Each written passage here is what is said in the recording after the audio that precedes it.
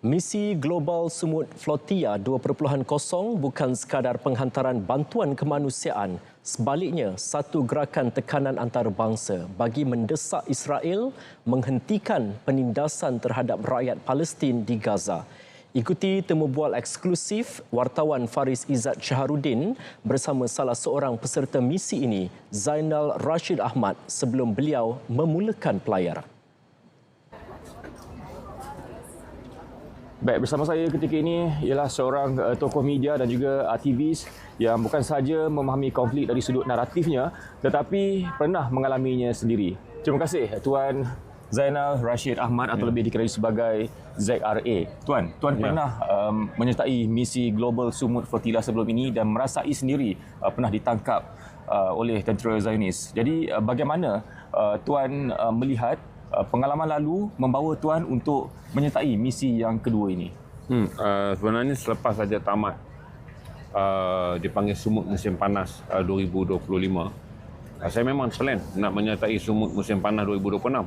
Cuma kali ini mereka percepatkan kerana tahun lepas dianjurkan pada musim panas kerana nak bersama mendesak sokongan bagi pengundian Palestin Merdeka di United Nations General Assembly.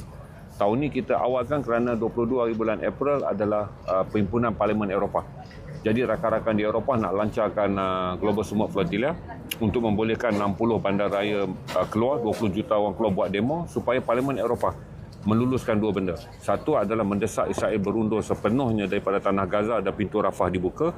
Yang kedua, membatalkan hukuman gantung atau hukuman mati kepada lebih 10,000 tahanan Palestin yang ditakrif di bawah undang-undang Israel kejam ni sebagai pengganas.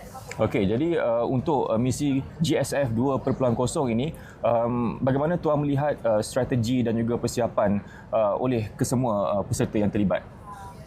Dia kira-kira ada 10% yang lama menyertai untuk membantu operasi ini berjalan dengan adanya peralihan pengalaman. Daripada 11,000 yang memohon di GFF antarabangsa, hanya lebih kurang 600 pelayar yang dipilih.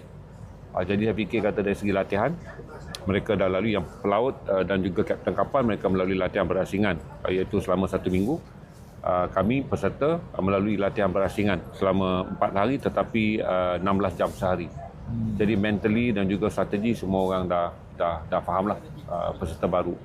Manakala mereka yang lama jelaskanlah daripada kejadian tahun-tahun yang lepas tu apa yang berlaku. Sebab ada yang berlayar untuk kali ke-8, ada yang berlayar untuk kali ke-6. Dalam ni yang daripada senarai 10% yang dah pernah berlayar tu, saya je yang masuk daripada kategori kali kedua. Kalau kita lihat untuk misi yang kedua ini, GSF 2.0 ini, ada juga suara-suara sumbang atau pihak yang mengkritik misi kali ini. Jadi apa yang boleh Tuan katakan kepada mereka? Saya tak ada, macam ni, di mana-mana pun kita tak akan ada semua orang berpandangan sehala. Cuma saya anggap kita boleh bersetuju dengan tak bersetuju tentang apa saja. Tetapi saya fikir kita mesti mempunyai satu pendirian bahawa isu Gaza mesti diselesaikan dengan Israel berundur penuh daripada tanah Gaza, di mana Israel masih lagi menjajah 52% tanah Gaza. Yang kedua, kita mesti sependapat bahawa pintu Rafah mestilah dibuka tanpa had, iaitu membenarkan 600 truk bantuan kemanusiaan masuk setiap hari. Yang ketiga, hak rakyat Palestin untuk tidak lagi menerima serangan yang berbentuk genosid kepada Israel mestilah dijamin. Dan yang paling penting adalah isu baru, iaitu dunia mestilah menentang Israel hinggalah mereka membatalkan rang undang-undang menjatuhkan hukuman mati pada lebih 10,000 orang bantuan Palestin atau tahanan Palestin, termasuk pejuang yang menjadi ikon kita semua iaitu Marwan Barghouti, supaya mereka ini dibebaskan. Dan kemudian kita minta bahawa semua rakyat Malaysia memahami adalah satu dua kita berselisih pandangan dalam soal kita di Malaysia, tapi dalam soal Palestin saya fikir tak ada siapa pun yang akan bersetuju dengan apa yang Israel lakukan ke atas rakyat Palestin.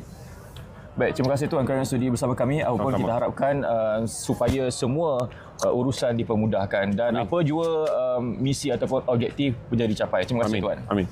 Baik, kembali semula ke RTM.